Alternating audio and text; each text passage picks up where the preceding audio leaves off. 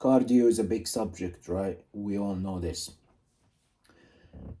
We got the question of the empty stomach cardio, of course, which everybody wants to know which is the best for muscle gain but also losing the fat. One of my clients asked me, you always do your cardio on empty stomach, but you never seem to lose muscles or suffer from doing cardio on empty stomach. And what I wanted to say, it's losing the muscle is not that simple. If your nutrition is on point, so your carb intake, your protein intake, and your fat intake, so your total macros is intact, it's extremely difficult. People automatically assume that cardio on empty stomach means losing muscle straight away, which of course is not true. Now, it's simple. You're losing weight, you're getting in shape, means you need to be in deficit, okay? Which will, of course, as a result, means that you lose total size and total body weight. So it's not smart to assume that you lost muscle mass. Of course, you can tell straight away from the shape if you dropped muscle mass. When two people are cutting, somebody doing it properly, the other one just dropping weight randomly, you can tell the quality of the muscle mass and the body composition. Now, don't assume because you lost total size and total weight on the scale that you lost that you lost muscle mass. However, you need to be mentally prepared that, of course, you're entering a cutting, so you will be quite like a bit smaller. It depends on how big you are anyway on the off season. Even pro level, Mr. Olympia, any level in the world, in the cutting, of course, you're a lot smaller than the bulking, the off season. Even if you're non-competitive, you're off season, you're at your biggest, or at least you should be at your biggest, without sacrificing, of course, the quality, because as you always know, this is my school.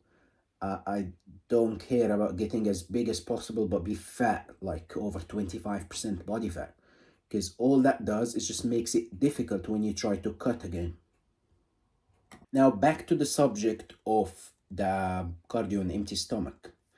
So it's, if you check out my previous 2 or 3 transformations, all my cardio were done on empty stomach, or at least 90% of it.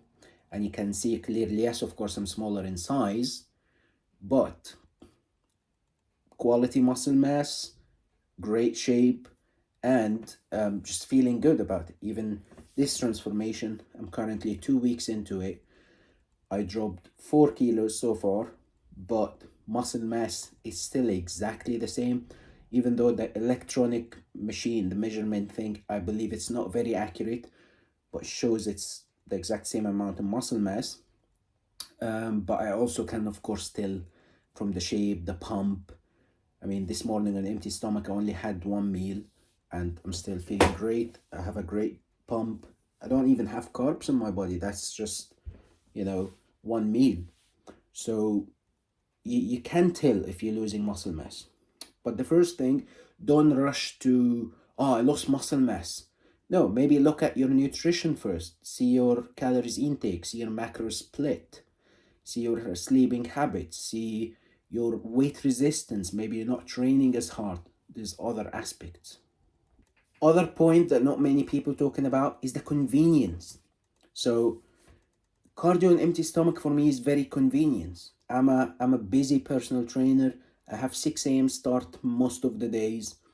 So if I don't get my cardio before anything out of the way, then it will be a matter of just no time to do the cardio, or be in a position where I do my resistance session, heavy session, then I have to do a cardio afterwards. And I think that is worse for the muscle breakdown. If you think about it, if you already broke down your muscle, whatever muscle you train, legs, whatever, for 2 hours straight, then you have to do then 30 minutes cardio. That's too much.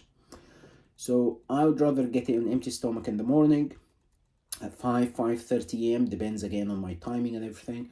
Then 4 to 6 hours later, get a heavy resistance session in, which usually falls around the time when I have a break. So like I finished my morning clients, possibly early afternoon client, and then I train, then I'll have my evening clients, whatever I'm doing. But yeah, it always falls around that time and it works perfectly for me. My point is, don't ignore the convenience side of it, because, for example, maybe the best for you is doing it after training, but it's inconvenient for you, means you only have an hour before work in the morning to train. So how are you going to do a good resistance session and cardio on that? Or after work, or you have to collect your kids, whatever responsibilities you have.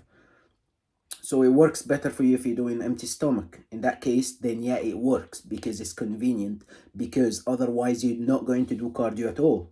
So that's my point. So convenience, yes, it's not nothing to do with science and whether it's good for muscle, blah blah blah, but it's good for convenience, for fitting it in your schedule. So because otherwise you're not going to do it at all.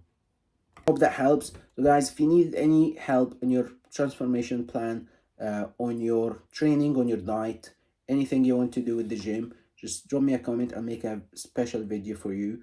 And if you reach out on social media, ask me any questions you want. I read all the comments.